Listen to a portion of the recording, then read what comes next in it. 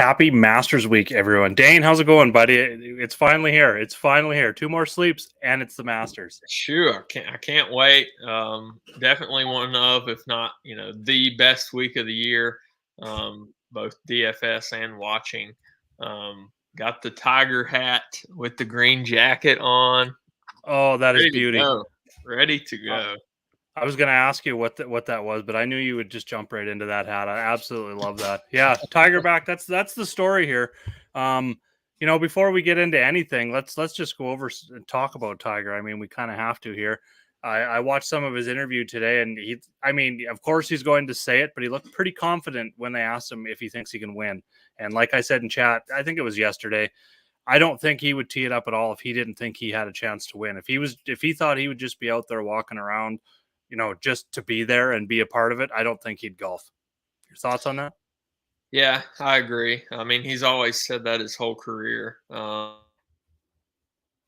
Exactly. We'll see out of him. I think we'll see him kind of, just a solid, kind of uneventful type day. The first couple days, hopefully, get through the cut.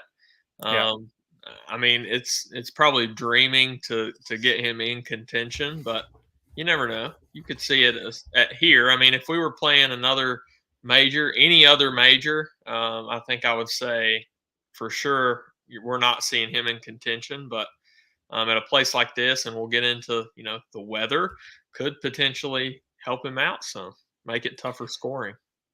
Tougher scoring, I think, would help him for sure. I also think with all this time off, something that he's probably been working on more than anything else is probably his short game.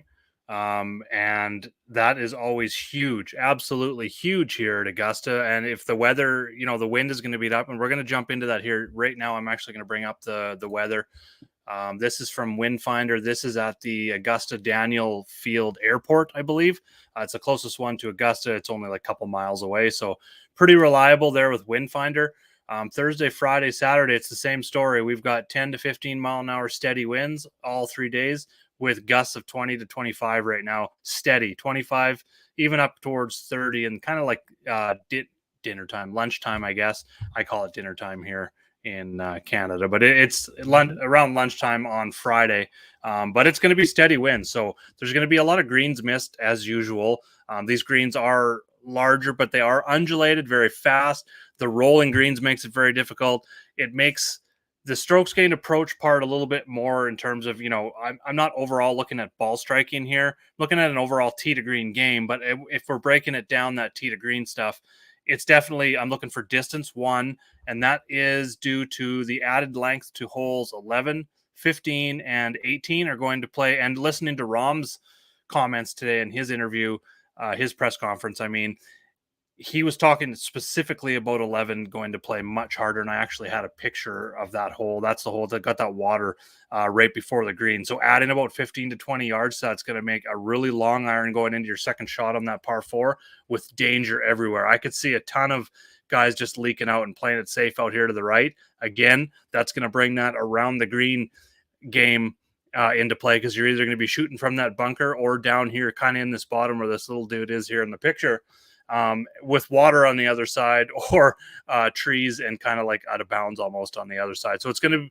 to play more difficult, I think, in the past, and that weather is definitely going to, I'm not going to say aid that. Let's say it's going to aid the course in its defense. Is there anything specific that you're looking at outside of like around the green? I boosted after seeing that weather. Yeah, I think for sure it's always important, but going to be even more important especially on the holes you just talked about, is going to be even more important. There's going to be more missed greens on 11. Like you said, on that right side is going to be a very popular bailout side, so you're going to have to get up and down. It takes, I mentioned in my betting article, it takes an completely all around game. Off the tee, is a little more forgiving, but from there on in, you have to be on top of everything if you're going to score well here at Augusta. And if you are, in most years, you can score pretty well. But there are some holes that can trip people up. Big numbers are looming, even on holes that provide a massive opportunity. like even a 13. I mean, you see that's an eagle hole for a lot of guys, having a pretty good shot in there on their second to give them at least an easy birdie opportunity. But if that thing goes through the fairway into those pines, or if they pull hook it or something, hit a Yeah. horrible tee shot, which we have seen on that left side, their water can come into play. So and obviously 12 with the we saw that come into play in 2019 big time on Sunday. With the water, we saw it with Spieth dunking it in there a few years before when Willett won. Tons of it just takes your complete game. There's not one part that can be off, other than maybe off the tee a little bit. Does not have to be perfect, but you still want to position yourself in the correct spots to attack. Yep, 100% agree. So, one word you didn't use, but you did describe it as patience. Yeah. That's one thing that guys talk about a ton is not trying to force birdies out here. You really go in. A lot of guys talk about going in with a game plan, and they know what holes on what days, depending on the pin locations. They go into those rounds thinking holes, whatever, like 2, 4, 7, 14, and 16 are my birdie holes today. These other holes, par is going to be good, type thing. So they kind of go in with a game plan like that. So it's ultimate patience. And that kind of leads us into like the course history side of things. This is an event where course history to me is weighted a lot higher than most events. The experience of just the tiny nuances of this course. I'm going back to this Rahm interview again, but one thing that's really stood out with it today, and I was very, very impressed with the intricate details of him just talking about the greens. And even from year to year, they look perfect. They look the same every year. But he said one year where you hit a approach shot, say the exact same apex height or whatever, it's going to sit in one spot. He goes, out of 10 years in that exact same spot, that ball's only going to sit there once. The other 9 years, that ball's going to roll away and off the green. He goes, so from year to year, just the tiniest little spots change on all these greens, even though they're so immaculate. So that experience is definitely huge. So course history is a lot bigger in my model this week. It's something that I definitely reference, but I'm looking at so many things here. Ultimately, I want a player that's coming in with really good form, tee to green, a complete tee to green game. But if it comes down to player versus player, I'm most definitely looking at the scrambling / around the green to kind of break those ties. So with that, I guess let's, if you don't have any more stats or anything else you want to jump into weather related, let's just jump in and talk about some golf and some players that we like here this week. Who you liking in the top range? I know exactly where you're going to start. I'm ready for it. We're both on team, I think, the exact same here. So I'm going to let you start it off. Yeah, so there's two guys 9K and above that I'm in love with, and I'm going to start right at the top. Scotty Scheffler, number one player in the world. People, and I've heard it throughout the industry already, listening to pods and other stuff to start the week. They're not playing him. Everybody is not paying 11K for Scotty Scheffler when they have 10-8.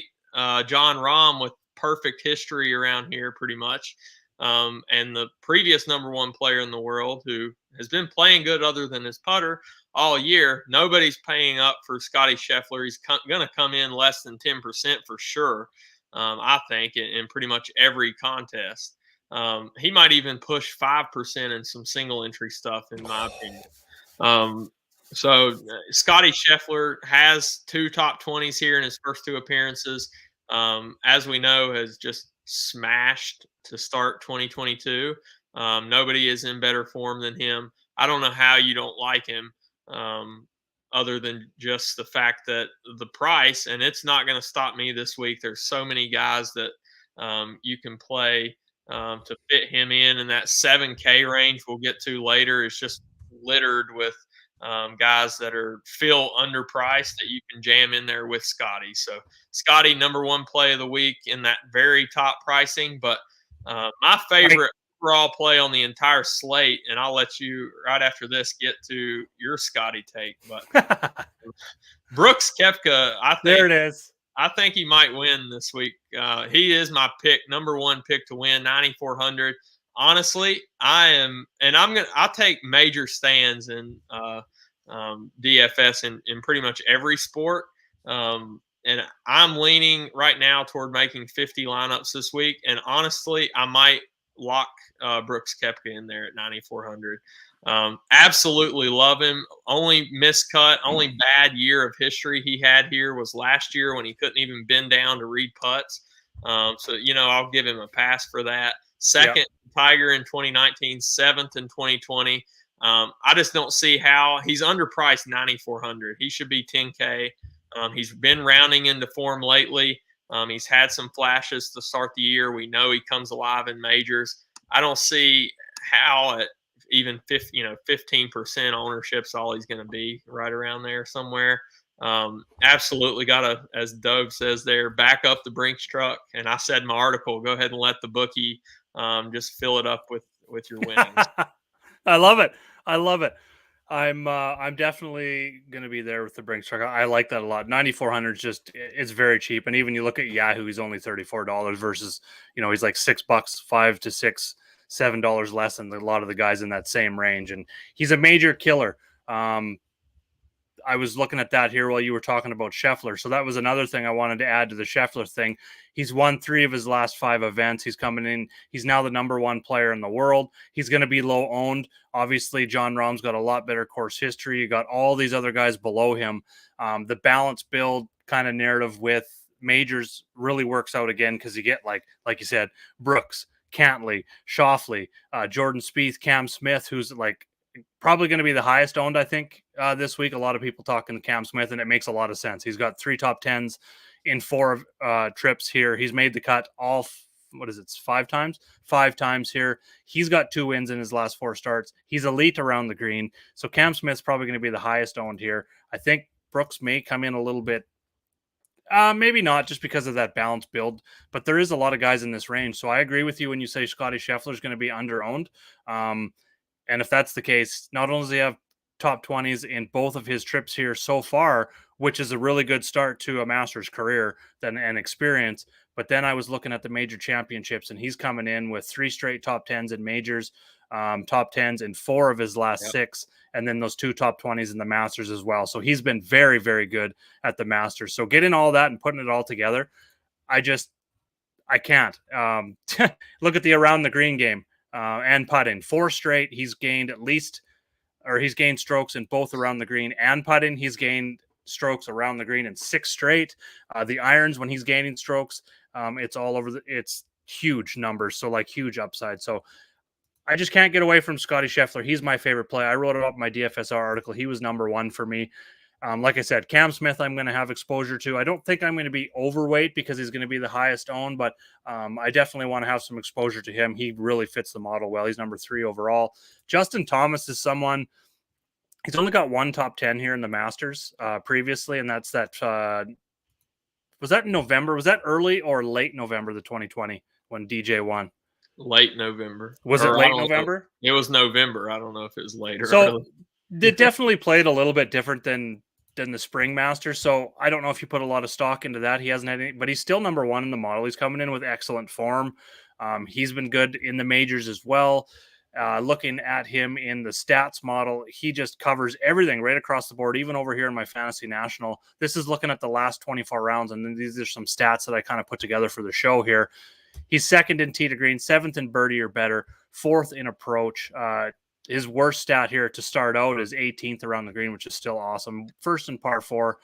Putting only 36. So the putting can definitely be up and down for him, but I believe over his last few events, he's been doing quite well. I'm going to bring up his player card to look at that here real quick. So he's kind of off and on, but he's not really losing a whole bunch. Like he was in a real bad place here in the summer, kind of late spring, early summer last year. So Justin Thomas sticks out in the model as well. I'm with you with Brooks. I do like Cantley. I think Cantley's going to come a little bit lower owned here out of this mid 9K. So if you're going balanced and looking for a little bit of a pivot, I think Cantley could be that guy. I'm going to look at the ownership projections a little bit more tomorrow, but he's coming off of 2. One's a miscut. The other one, he's coming off a miscut as well here at the Masters. So I think that's double, helps that ownership out. He's got a top 10 here in the past. And I just think his game is good. I actually bet him, I think it was 28 to 1 back. I'm going to bet him again at 25 right now. I think he's down to 22. Depends on the book you're using as well. What do you think about Cantley? I think I'm going to be off Cantlay. I think there's some other guys that I just like a little bit more, and I want very heavy exposure to both Scotty and Brooks to start with. So I don't think I'm going to have to X some of these guys out from 9K and up, and I think Cantlay is going to be one of those. Makes sense. Just to mention some other guys, I will have exposure to John Rahm. I've not really played around with hand building to see how much you can play Scotty and Rahm together. You might have to get a little crazy to do so. But I will have some exposure to John Rahm. Let's see, what does that leave you? 7,000? You can 7,050, yeah. You could do it with some of the stuff that they have, some of the guys in the sevens, but it does make it tough. But we'll have some exposure to Rahm.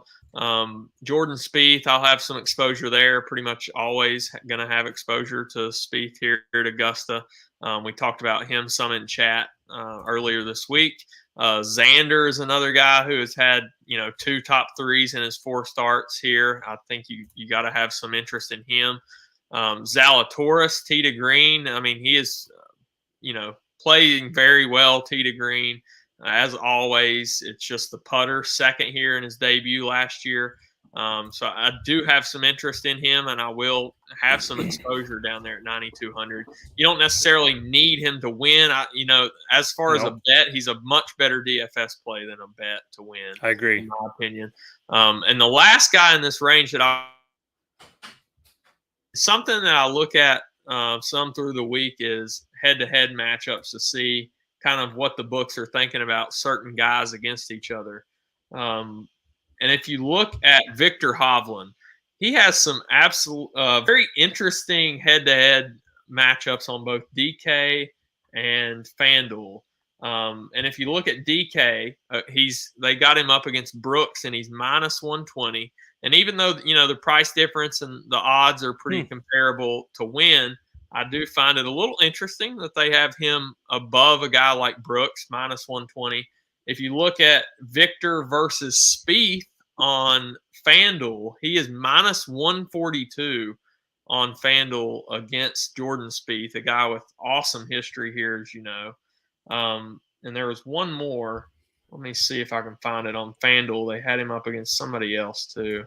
So what I'm seeing just from those two right there is that those books are not really using a lot of weight on course history, which seems, to me this is the highest weight of course history of any event, and they're not really factoring that. So there could be a little bit of edge there, and that's a full tournament. That's not just round one. That's full tournament.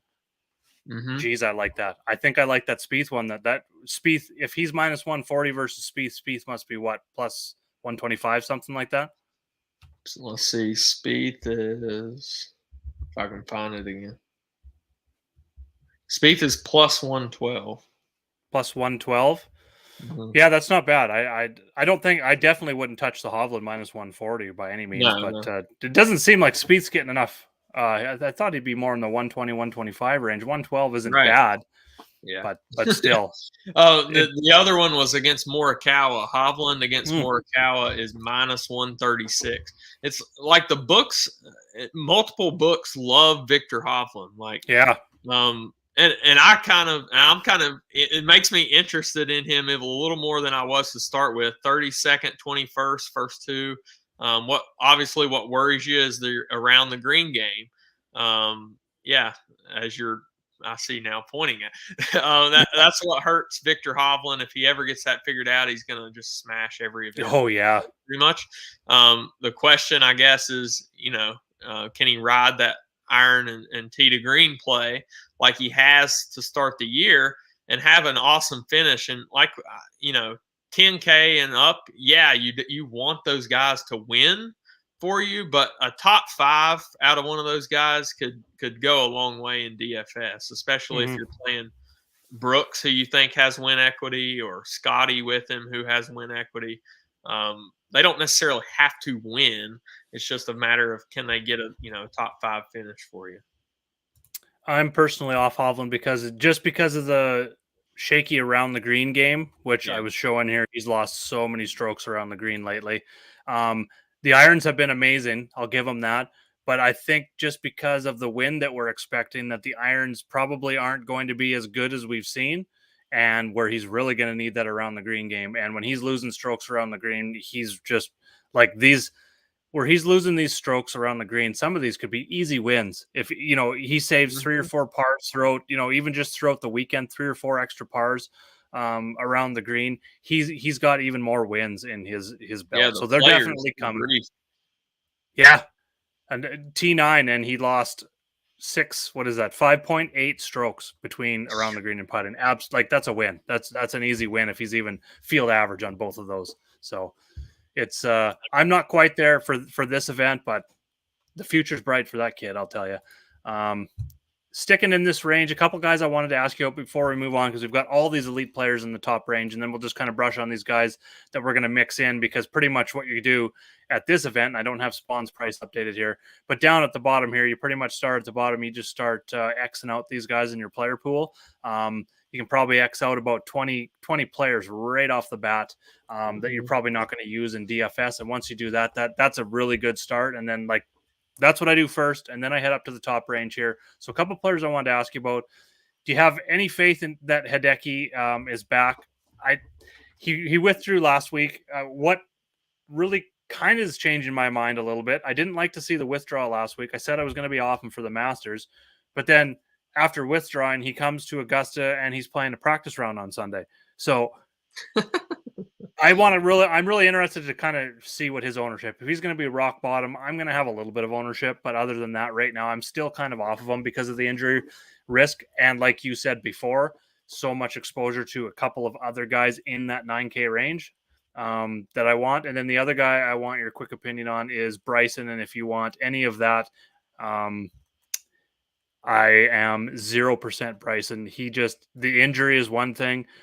He's not hitting fairways, which is a little bit of a forgiveness here at this course, but still, it's just that inaccuracy, what he misses here is going to get him in big trouble. And it's not just going to be a bogey or looking for a par save, hoping for a bogey. It's going to be double, triple out here. So right. I'm off Bryson, but how do you feel about either of those two? I'm out on both. Too many question marks for me on both of those guys. I like I said earlier, like many more right around them. So I'm good to go on to the next range if you are. Yeah, let's start with Siwoo here. We'll jump down a little bit. We'll answer Andrew's question while he's on here. Do you have anything at Siwoo? I was just trying to find him here on the sheet. I actually had one of the matchups up with Siwoo. I really, really like Siwoo this week. We saw him last year as he, I think it was like Friday when he snapped that putter with like 4 holes left. Mm-hmm. And he had to putt with his 3-wood, I think. Yeah. Straight through.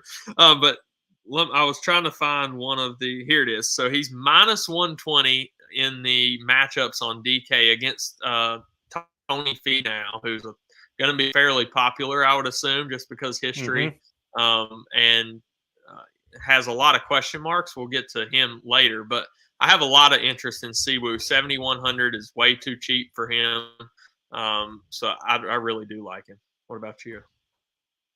Siwoo, I'm with you. He's got the course history, and just looking at his stats over the last 24 rounds, he's 14th in tee to green in this elite field, which I love. And he's just solid across the board. While the irons aren't as sharp as others, or the around the green game isn't elite, it's still above average. He's above average in everything across the board here.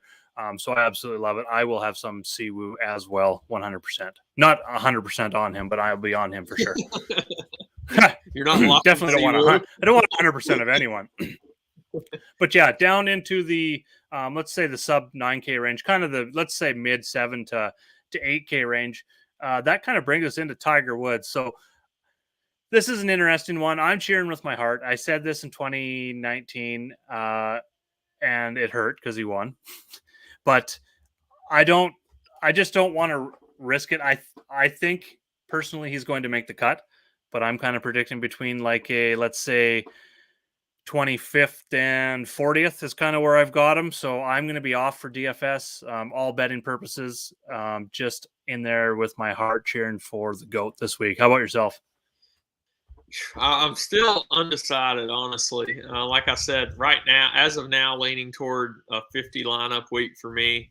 And it's kind of, I don't know, it's tough. The price is not great for where he's at and all the question marks he has. But I want to look at ownership projections, and they're tough, though, with a guy like him because it's very hard to quantify what the, casual people are going to do. I Mhm. think that's where more of the uh, ownership is going to come from, especially. But if he was going to come in at sub 5%, I think I would get some. If he creeps anywhere over that, I think I've got to get off of him Okay. Makes a lot of because I sense. think A he couple. does have upside to finish like top 15, and he's not a guy like you get down to these old Larry Madison and Freddie Couples. If they make the cut and finish 20th, or somehow, even if they did that, they're not going to score DraftKings points. So Right. It's going the to be only par reason city they're kind of getting thing. there is because they, scrape out pars and sneak through the Not cut. many So, triples. yeah. Yeah.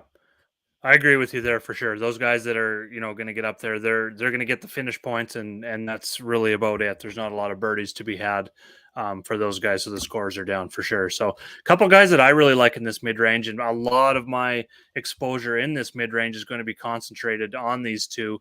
Russell Henley won. He's seventh in my model this week. He hasn't played here in the last three trips.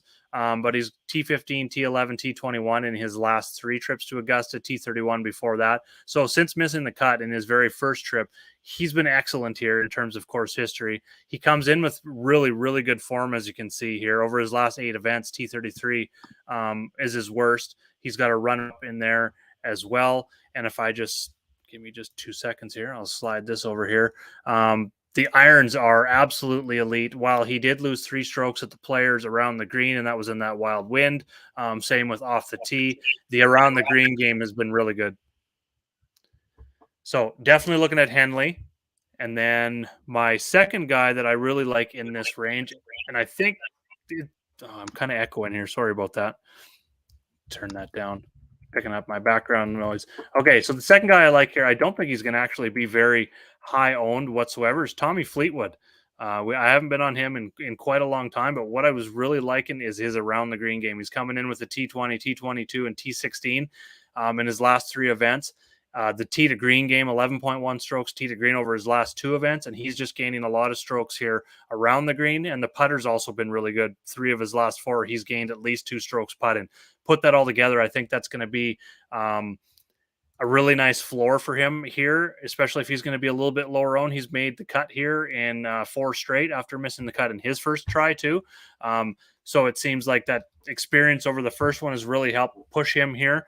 So I could see another, it looks like he's been top 20, not top 20, top 20, not top 20. So if that trend continues, whether or not it's a trend or not, I see him getting a top 20 and pushing for a top 10. I don't think he's going to be pushing for a win by any means, but he doesn't need to at this price. And I think you say a top 10 to top 20 with, the birdie scores and stuff in there, top 10 to top 20 in DraftKings scoring. Let's put it that way. I think he crushes his price. So really like Tommy Fleetwood and Russell Henley. And depending on ownership projections tomorrow, I might flip flop my exposure on the two. Right now, I got more Henley than Fleetwood. Yeah, so I'm right there with you with Henley. I won't say much more about him. I think he's one of the top plays under 8K. Really like Fleetwood as well. We'll have some exposure there. Corey Connors is going to be one of the more popular guys down here, but I think I will be even above the field on him. We saw him come alive recently, 2 straight top 10s here at Augusta. So I think you got to have some interest in him. He's a tough fade, honestly, for me. And a guy sandwiched there in the middle of the 2 guys that I just mentioned is Paul Casey. I don't know what you're doing with him. He's on the fringes for me. A guy that, it was back spasms for him. That's always a scary proposition to back a guy that has those because they could pop up at any time. But Also, it could go completely away for the week, and he could play like he did at Players. You just never know. He is pretty cheap as we get him in most majors. Um, Back up in the 8K range, there's a couple guys that I do like quite a bit, and it's Joaquin Neiman, who I mentioned earlier in chat, got probably not the Tiger best. draw. Yeah, probably not the best draw there for playing with Tiger, but I'll still be on him. I think he can play well here. He played great at Riviera winning. Is coming into his own. Still a young guy that can get it done. And then Shane Lowry, who doesn't have the best history here, but probably in some of the best form in this entire field over his last few events. So I think I'll have a little bit of Shane Lowry up there as well. Yeah, Jake asked thoughts on Adam Scott. So I thought this was interesting when I was doing my article on DFSR this week, looking at that range. Just let me pull that up here. I got to search. My eyes are not working for me tonight. Okay, so we got Adam Scott in there. There was a couple other in that range, but Adam Scott for me, I'm off personally. I've got more Neiman, probably a little bit more Finau, and then down into a lot of Henley and Fleetwood, especially with like we talked about it at the start, Scheffler, and then I'm probably in a lot of my Scheffler lineups taking someone in the mid 9K range. So that automatically puts me down in the sub 8K range. So I don't have a lot of exposure to these guys in this 8K range at all. I'm kind of jumping down here. So I'll be lower owned on them. My take actually was down here with all the Englishmen. Was one of the questions I wanted to ask you. They're all right in the exact same price range. I guess first, before I jump into that, what's your thoughts on Adam Scott? He's one of the guys on the fringes for me. I think kind of like you were talking about, the 8K range is going to be a little tougher for me to get to because I'm going to have so much Scotty and so much Brooks. So it's going to be tough. I like the 7Ks quite a bit as well. So going to have to make some cuts that I may not necessarily want to in the 8Ks. But he is on the fringes for me still as of now. The around the green game concerns me a little bit as well. 3 straight and 4 of his last 5, he's lost strokes around the green. He's had some really good putting performances, but his irons are either really good or really bad. So it could be interesting. It seems like there's a lot of risk with him, and like we talked about, and both kind of on the same page here, is that we're kind of paying up for one golfer and then dipping down into that mid 9K range is kind of where we're building our 2-player cores, I guess you could say. And then that takes us down into the 7K range, which Dob mentioned here is just absolutely key this week. We talked about a few players in the 7K range. The 4 that I've got highlighted here on the screen, the Englishmen all in the same. You talked about Paul Casey. I talked about Fleetwood. We've also got Matt Fitzpatrick in there. Yeah. He's got a top 10 here at the Masters, 2 top 25s. He's made the cut in every trip to the Masters. So, I mean, that is really good to see. He's coming in with top 10s in 4 of his last 5 events. He's probably going to be 5% owned. I'm really starting to fit him into my player pool here on Tuesday. So this 7K range, I mean, it's perfect if you're building an optimizer and you want to, pick 5 or 6 players in the 9,500 and up range, and then like 6 players kind of in this 7K range. You can definitely easily, and they do this for a reason. They put this price in so that you can make so many lineups. It's all about rake day, and they just want all your rake. And then Justin Rose, look at his track history. I got NASCAR on the mind here for a second. Course history is absolutely amazing. I think he could possibly be a little bit lower owned. You got Webb Simpson in here as well, who's really good around the greens. Amazing course history. So this is like the course history points per dollar value range, if you will. And I think they kind of eat away at each other's ownership possibly a little bit. Maybe one doesn't get completely higher than the other one. We're going to have to wait and see. If you had to pick anyone, let's just say sub 8K range down to, I don't know, even down to Seamus here at 7,200 or somewhere in there. Is there anyone of that group you think? Do you think Connors is going to be the highest owned of that group? Yeah, I think you will for sure. If I had to pick one guy in the entire 7K range, is that what you said? Yep. Man, it's close between Henley and Connors. We'll go with Henley. Yeah, that's where I am. Probably here. If you want to really low own GPP play, I mentioned him on our last show last week when we did a little bit of the Masters look at the pricing, early pricing. Patrick Reed, my model absolutely hates him, always hates him. Everyone hates him, but he's won here. That was one of my first Masters outrights back in 2018, but he's got back-to-back top 10s here as well. Comes in with like poor form every single year. One thing that I like about him always, especially here, is his big draw off the tee and his around the green game. He's gained strokes in 5 of his last 6 around the green. He's coming off an amazing putting performance, but three missed cuts. So it was nice to see that rebound with the players. I think he's going to be super, super low owned. Like all the guys that we've already talked about in the 7K range, out of just those guys, I think he's probably easily outside the top 5 in ownership in that range. Could be even 8th in ownership in that range. So I could see like, I don't know, 5%, somewhere around there, maybe even less. And if that's the case, I'm definitely going to have, say in 20 max, I'd probably put be quite overweight on him and put even just 3 lineups. I think is going to be overweight on Patrick Reed. Yeah, I don't think I'll get there this week, but most people won't. I understand the play for sure with the projected wind and what you can do around the green. So don't hate it that's my leverage. Yeah.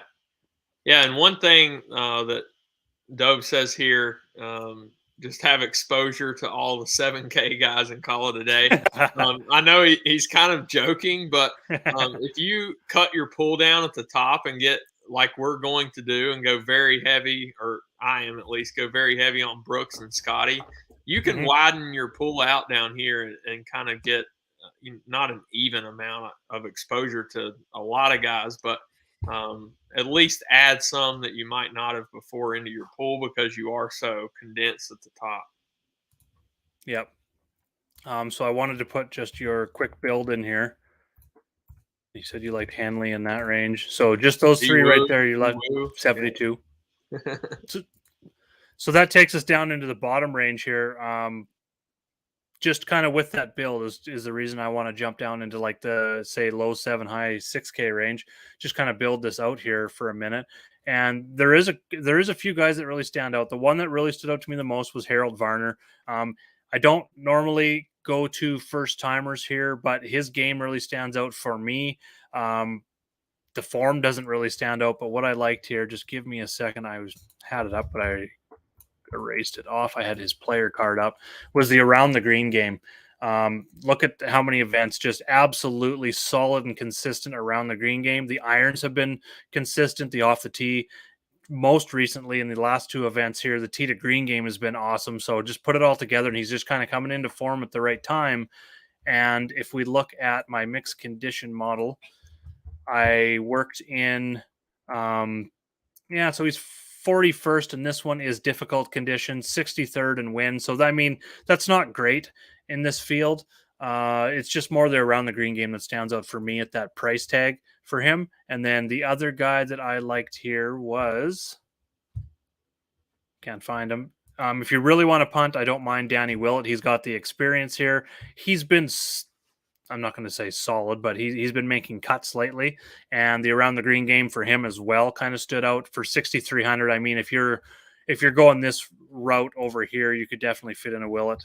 You only need like 1 or 2, I think, to be overweight on him. Then you're back up into that 7,700 range, and then I had one more here. He's not popping out.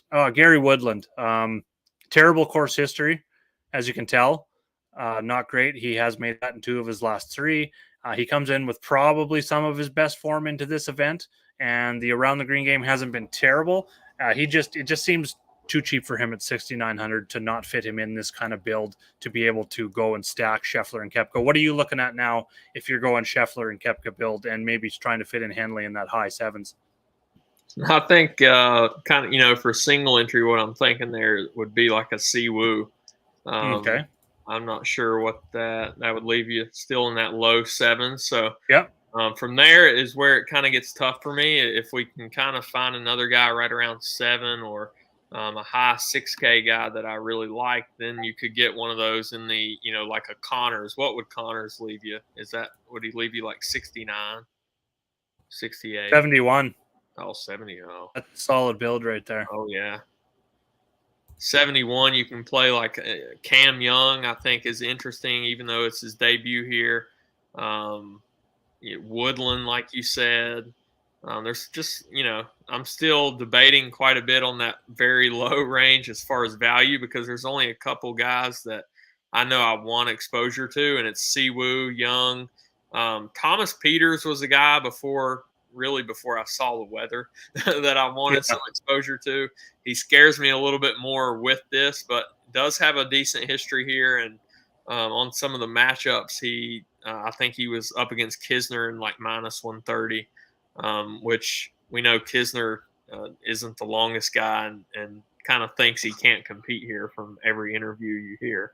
But Gary Woodland in very good form recently, like you mentioned. A lot of interesting guys down here. McIntyre was good here last year, playing decent golf right now as well. Not 100% sure where I want to go down here, but I got one for you. Decision. Yeah. Haven't thought about him all week until about 10 minutes ago. I've been waiting to get down to this range. Didn't mention him. The guy I've been trying to think of in my head. Tom Hoagy, 7th in this field, last 24 rounds in tee to green, top 15 in birdies. He is 22nd in strokes gained tee to green, last 24 rounds in really windy conditions, not really windy conditions, but about from 12 to 18 mile an hour winds. It's about what we're going to see. 39th in this field in strokes gained tee to green in difficult conditions. The around the green is the around the green, he's 30th. So that's kind of like, I don't know, that's well above average, I guess you could say. Average in this field is going to be 45th. So a little bit above average. 4th in par 4 scoring. Struggles a bit on the par 5s. This is his first time coming here, but he comes in with nice form. That price just seems a little bit low. My model absolutely loves him. I had him up here. I wanted to look at his last couple events. So, yeah, it's the around the green that's going to be the most concerning, but the ball striking has been tremendous. Any thoughts on him at all?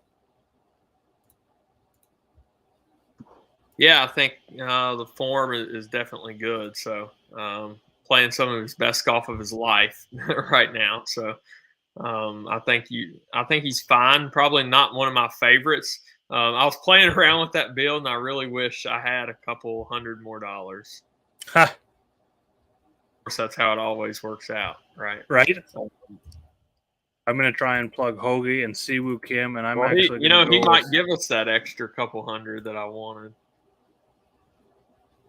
Oh, Mark Leishman was the guy that I wanted to get up to. Let's see, where was he at? 7,300. Good history here. Bing bong.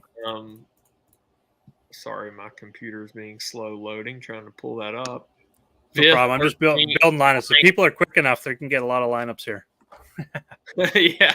Yeah. We're kind of throwing around a lot of different cores, but Leishman, I think, he could get some popularity as far as ownership as we go later on in the week. He seems underpriced. Yeah, one of the guys. All the guys in the upper 7 seem underpriced, but especially him at 73 seems crazy. Another guy that I wanted to mention too that is very good tee to green, or at least with his irons, is Eric Van Rooyen. Gained 11 strokes on approach at the Players. Can't putt to save his life, but those are the guys we like, right? Yes. Yep, I'm with you there as well. Now, that kind of covers all the ranges. We kind of went over our top builds. We're very similar. While you're Scheffler Koepka, I'm probably a little bit more Scheffler Cantley. As of right now, I do have some Scheffler Koepka builds for sure, but I've got a little bit more Cantley. I'm building a lot of Scheffler Cam Smith in there. And then after my Scheffler builds where I'm kind of playing that stars and scrubs strategy, that's when I'm jumping down into this, say, 9K range, picking 3 guys and kind of building around them as well. Playing it's a little bit more balanced, not going with Scheffler, but it's still kind of stars and scrubs because I am jamming in 3 guys in that 9K range. So that's a couple ways that I like to build. So both of us are kind of off that 8K range. We love the 7K range. and then probably a little bit, 4 or 5 guys in our player pool from the sub 7K range, just to kind of tie that all together. Any other questions, fire them off. Any bets that you like this week, any outrights, make sure to go scroll to the top here, and you can check out Dane's Darts weekly betting article. I'm going to throw up the link here in chat one more time. Head over and check that out for Dane's Top Bets. We're both going to have our betting cards on the sheet here, as well as DFS ranks for the tournament. So make sure to check that out for members. If you are not a member, head over to patreon.com/JagerBombs. $10 a month. You can get access to all of our PGA content. That includes the cheat sheet, picks, ranks, all of our videos, articles, strategy articles, tutorial videos, access to Discord and all of our coaches, as well as we throw out a lot of the cores as well. Kind of like we do in here. We do that throughout the week in chat. Lots of information. We track the weather, ownership projections, and that sort of thing. If you play more than one sport, baseball starts in 2 days. Everybody, that's 2 more sleeps, and baseball starts. Make sure to grab an all sports package, $20 a month for that, and that gets you access to all of our sports. I think we're in 10 to 13 range right now, so make sure to check that out. And if you just want to get in, chat with us a little bit, check out our Discord and what everything's all about. Maybe ask our members, check out our Winning Picks channel. There is a free link for a trial to our Discord in the description of this video below. Thanks for tuning in, Dane. Oh, I guess before we end off, give me your favorite bet. Maybe one. Yeah, I probably didn't even need to ask, did I? He's definitely going to be on there for you. What did you get him at anyway? I got him at 20-1 on my last 20. update. Yeah, 20? I think there's some available here at 22 on the enhanced odds numbers. Oh, yeah. So, I think I like that. Unibet's one. So 20 or 22. So this is funny the way this is shaping up, because I prefer the Scheffler Cantley. You prefer the Scheffler Brooks. You're betting Brooks. I'm betting Cantley. I bet him before the tournament a few weeks back when he was looking good in the first couple rounds of that tournament. Didn't really gain the advantage I wanted in terms of odds, but I'm betting him again and doubling down on Cantley. So I got to have 2 tickets with Cantley. So let's go. My other ones I haven't really decided on, but I'm going to have probably 3 outrights. Just because the odds are crunched a little bit more here for the major. So I'm just going to probably bet 3, probably inside of 60-1, I would say, somewhere in there. Maybe a couple top 20s, and then a few round 1 matchups, round 1 leaders, and that will all be posted tomorrow. So if you have any questions, make sure to reach out to us in chat. Hit us up at Twitter, at Jaeger_bombs9 or at redstag007. Dane, thanks for tuning in. Some lineups, and I'll see everybody Sunday night in the Winning Picks channel wearing those green jackets with the green screens. Cheers. Good luck, everybody.